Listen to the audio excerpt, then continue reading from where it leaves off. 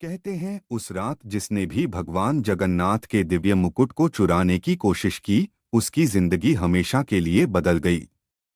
आखिर मंदिर के गर्भगृह में ऐसा क्या हुआ कि चोर रोते हुए भगवान के चरणों में गिर पड़ा। पुरी धाम में भगवान जगन्नाथ का एक भव्य मंदिर था, जहां दूर दूर से श्रद्धालु दर्शन करने आते थे।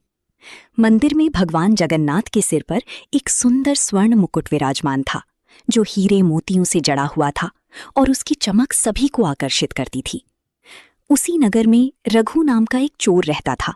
वो बहुत चालाक था, लेकिन मेहनत से दूर भागता था और बिना परिश्रम के धन पाने की इच्छा रखता था। एक दिन जब उसने भगवान जगन्नाथ के सिर पर चमकता हुआ मुकुट देखा, तो उसके मन में लालच जाग उठा। उसने सोचा कि यदि ये मुकुट उसके हाथ लग जाए तो उसे जीवन भर काम नहीं करना पड़ेगा।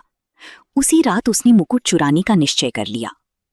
आधी रात को जब मंदिर के द्वार बंद हो चुके थे और चारों ओर सन्नाटा पसरा हुआ था, तब रघु मंदिर की पिछली दीवार फांदकर अंदर पहुंच गया। वो धीरे धीरे गर्भगृह की ओर बढ़ा। तभी उसे एक अजीब सी ठंडी हवा महसूस हुई, लेकिन वहां कोई दिखाई नहीं दिया। वो भगवान जगन्नाथ के सिंहासन के पास पहुंचा और कांपते हाथों से मुकुट को छूने की कोशिश की। अचानक पूरे मंदिर में घंटियों की आवाज गूंज उठी, टन टन टन।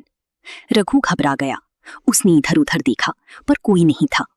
जैसे ही उसने दोबारा मुकुट पकड़ने का प्रयास किया, एक मधुर आवाज सुनाई दी, बेटा, जो तुम्हारा नहीं है उसे लेने से कभी सुख नहीं मिलता। ये सुनकर रघु डर गया। आवाज फिर गूंजी, क्या तुमने कभी सोचा है कि तुम्हारी माँ तुम्हारे लिए क्या चाहती थी? ये सुनती जिस रात रघु मुकुट लेने आया था, उसी रात भगवान ने उसका लालच छीनकर उसे नया जीवन दे दिया।